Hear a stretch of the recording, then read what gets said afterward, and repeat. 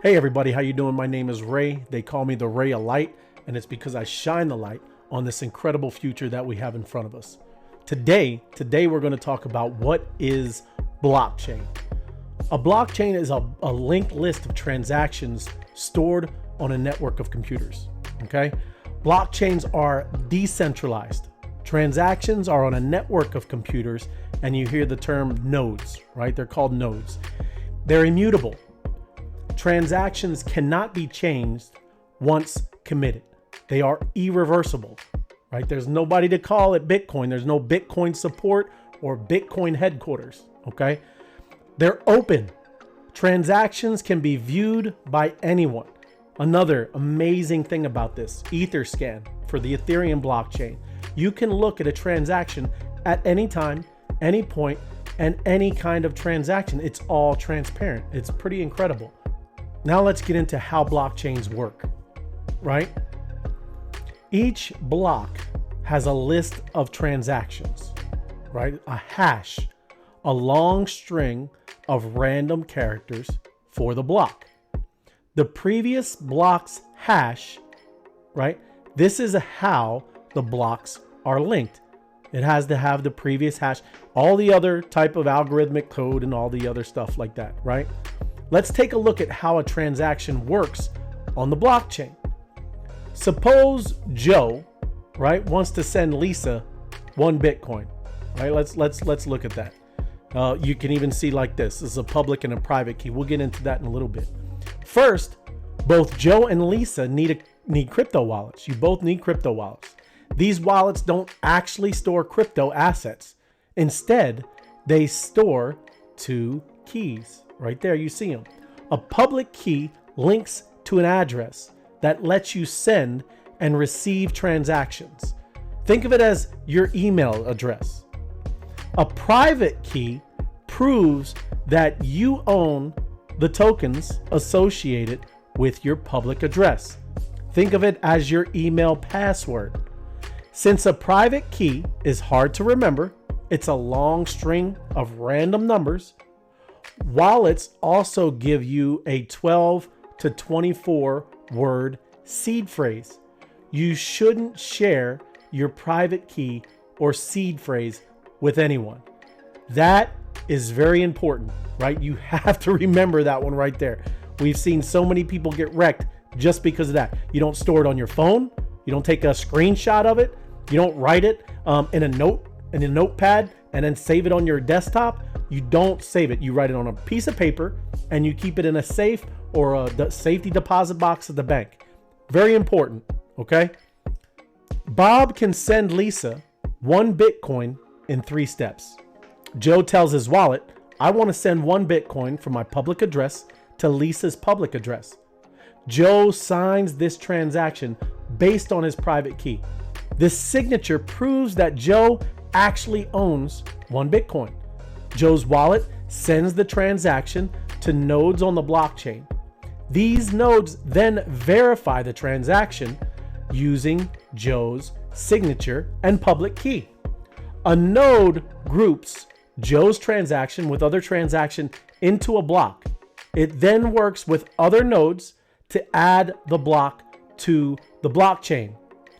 Lisa will see 1 Bitcoin in her wallet only after all 3 steps are complete. A block can be added to the blockchain only if other nodes agree. Let's explore how nodes reach consensus next. It's pretty cool. Consensus mechanisms, right? To process transactions without middlemen, nodes need to be able to reach consensus themselves. They do this through 2 popular methods, okay? One is called proof of work. Nodes called miners compete to solve a math problem using brute force. Example, rolling a dice thousands of times to get the right number.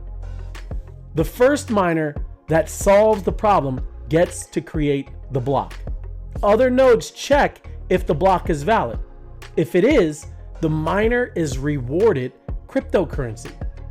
If it's not, the miner wasted their time and energy. All nodes add the new block to their copy of the blockchain. Proof of work uses energy because miners compete to solve math problems by building powerful machines that run 24/7. Let's look at the other one that's most common. It's called proof of stake. Okay? Proof of stake, nodes called validators stake some cryptocurrency. A stake is like saying, I'll commit this amount of cryptocurrency to win the right to do this transaction. Okay? Validators with more stake are more likely, but not guaranteed, to be selected to process the transaction and create a block. Other validators check if the block is valid. If it is, all participating validators earn a transaction fee. If it's not, the validator that created the block might lose its stake. All nodes add the new block to their copy of the blockchain. Okay? Now, proof of stake uses less energy than proof of work. Bitcoin uses proof of work, and Ethereum is currently transitioning from proof of work to proof of stake. There's something really neat, this triangular thing in blockchain called the trilemma. Blockchains usually have a trade-off between security, decentralization, and scalability. Security, ability to defend from bugs and attacks. Decentralization, ability to support many nodes. Scalability, ability to support a large volume of transactions. Okay, for example, consider Ethereum and Solana blockchains. As of December 2021, Solana's average transaction cost is 0.00025 with 1,000 validator nodes. Ethereum's average transaction cost is $5.20 with 10,000 validator nodes, 10,000 plus actually. The more nodes there are, the less likely it is for a chain to become compromised. This video isn't about what chain is better. Just remember that there is a trade-off and it exists. That's why sometimes you, like I said, you're gonna go and you're gonna look at chains and blockchains differently. That's why you also see who's gonna be the winner and losers with their cryptocurrency. But next, in one of the next upcoming videos, we're gonna cover Bitcoin, the most popular cryptocurrency, in the world right now. So thank you for watching. Check it out. Please subscribe, like, and share this video. Have a good one.